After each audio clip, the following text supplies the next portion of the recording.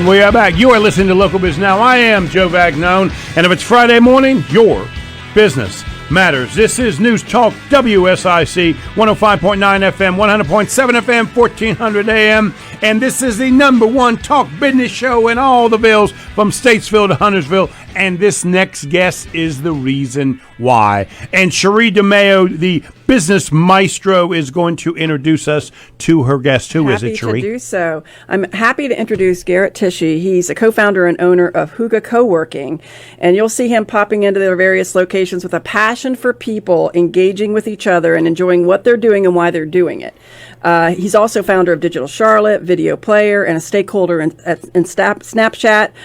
He's all about finding your people and community building virtually and in person.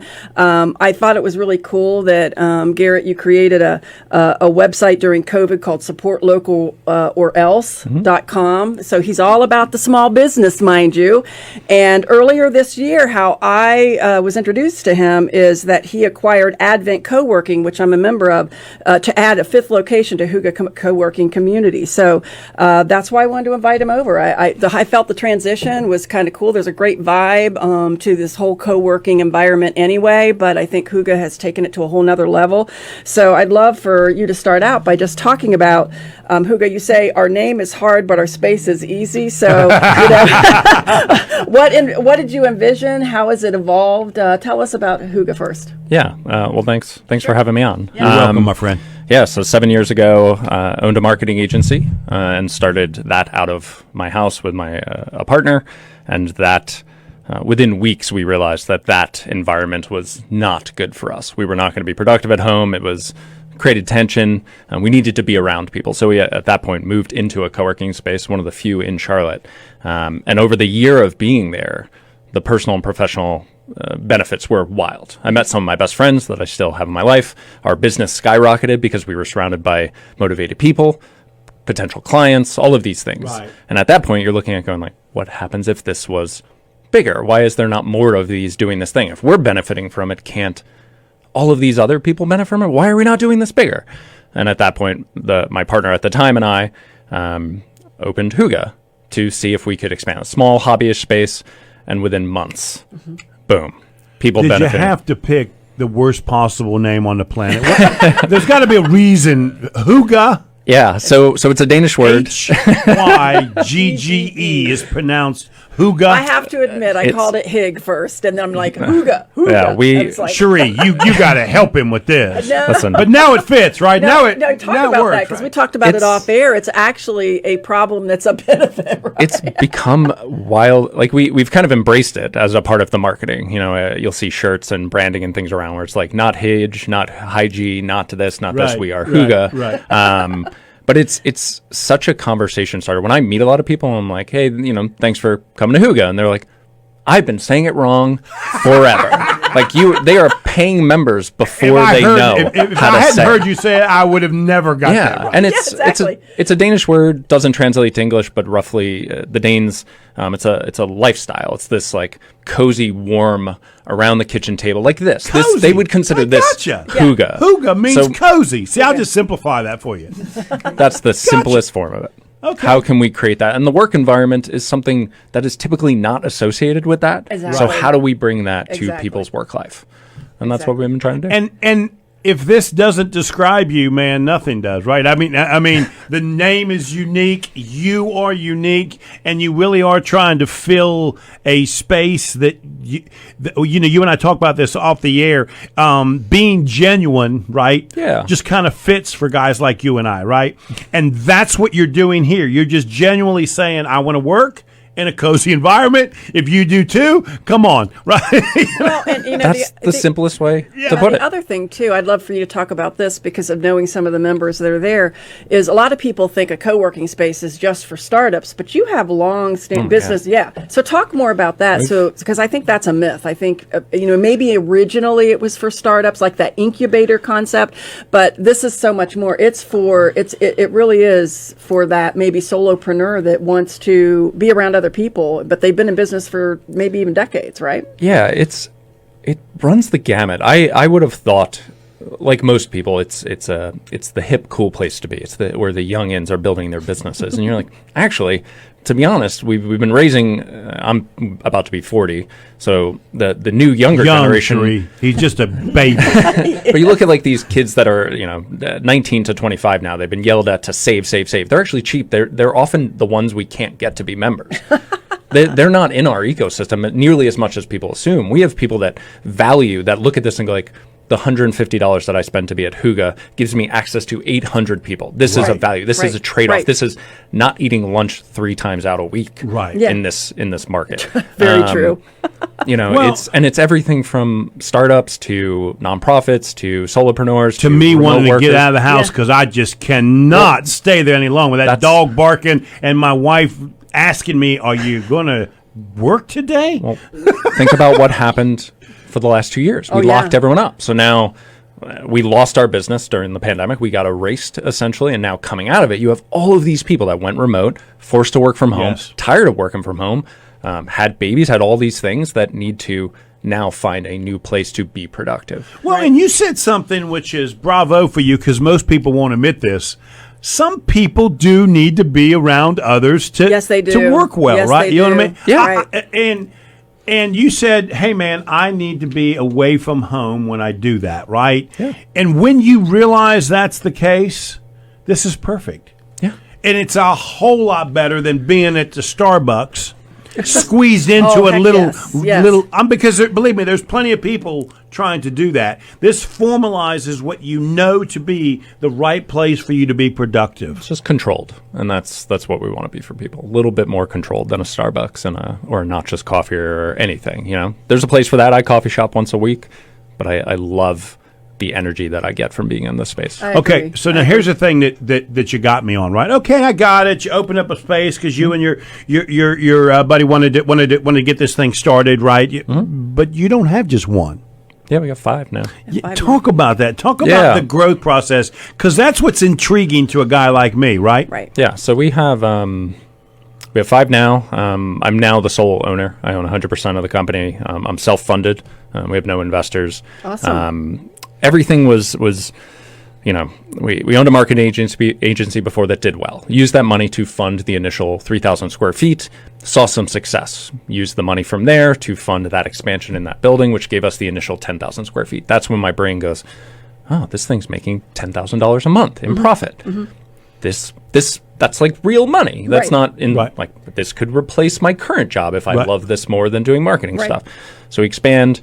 I look at that and go, well, I'm limited quite literally by walls. Yeah, absolutely. And There's only so much space you can rent. I can only make so much money. So I have to open a second location just to make more money. So we find a space 3 miles down the road.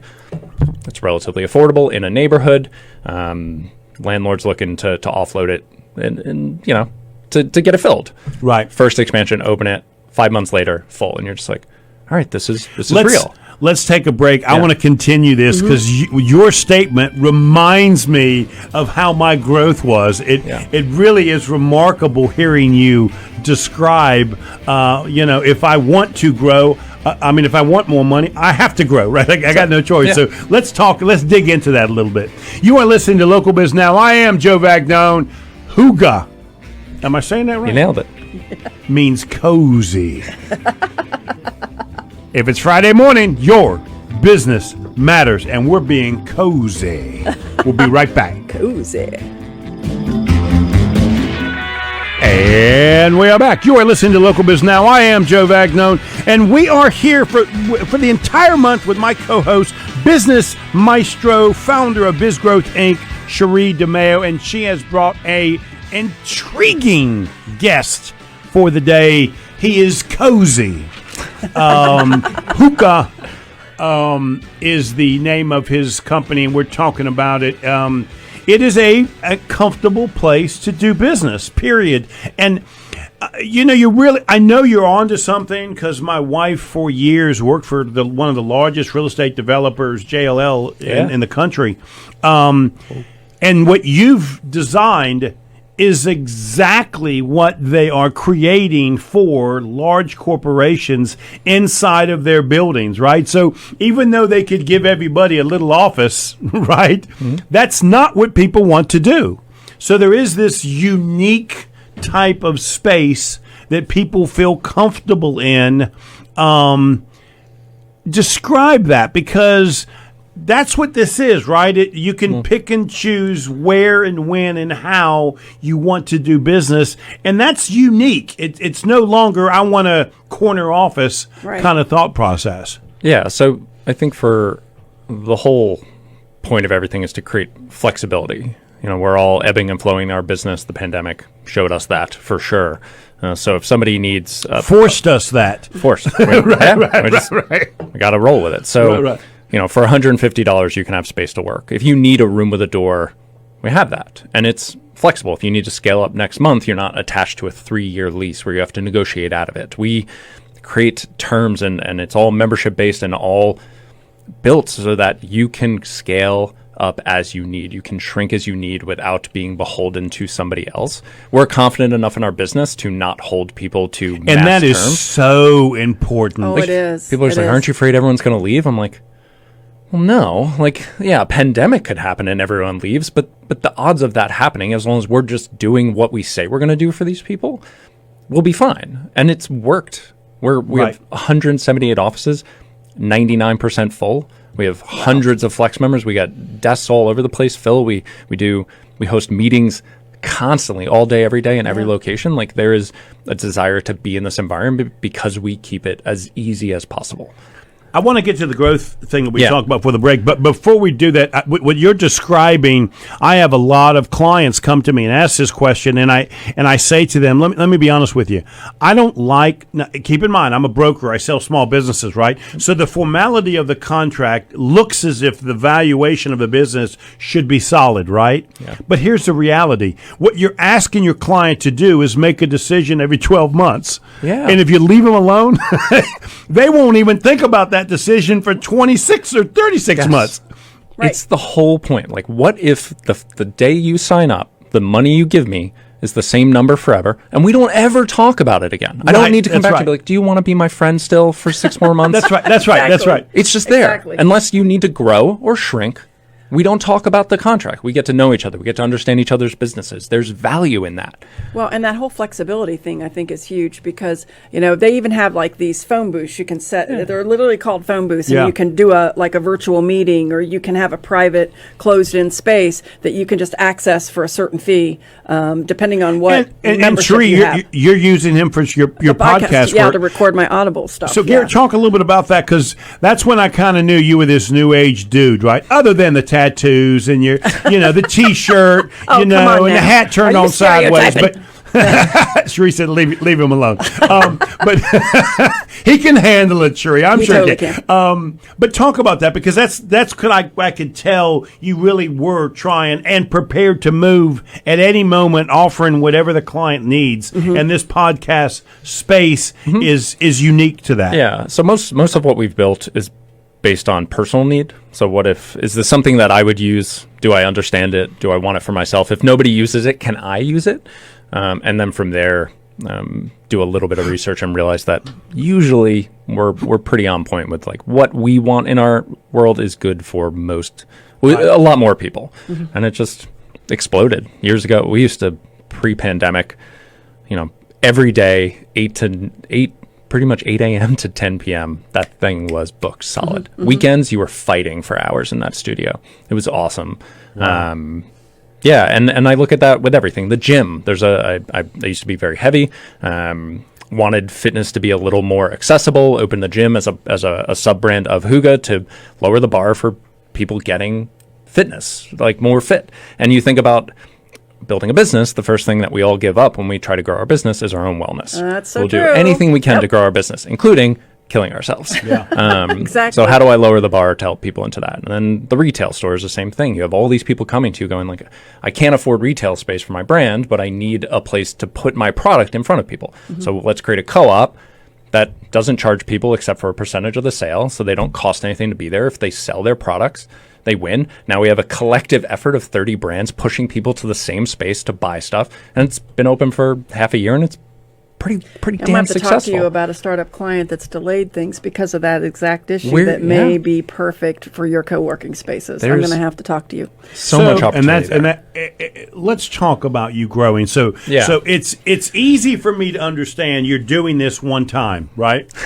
Now you're doing it 5 times. So talk about that, because is it this conscious, deliberate, intentional, I'm going to increase this space because I want to share this concept more, or I want to make $7 more, so to do that, I need more space. What does that look like in your mind's eye? We always want more space. Like, I think about space every day. Finding the right space, I've looked at probably 300 buildings in all the years, and 7 of them have made me go, I need this.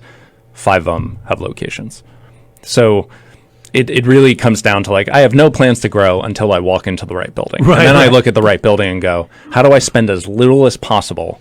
Because every dollar that I spend is money I got to make back. Right. Every dollar that I spend, I also have to consider, how do I pay for? And maintaining 100% ownership of this company is absolutely essential. Not having an insane debt to banks and other people that have no voting right, that don't have any interest in the business except to take money from me, is not of interest. So being, 5 locations.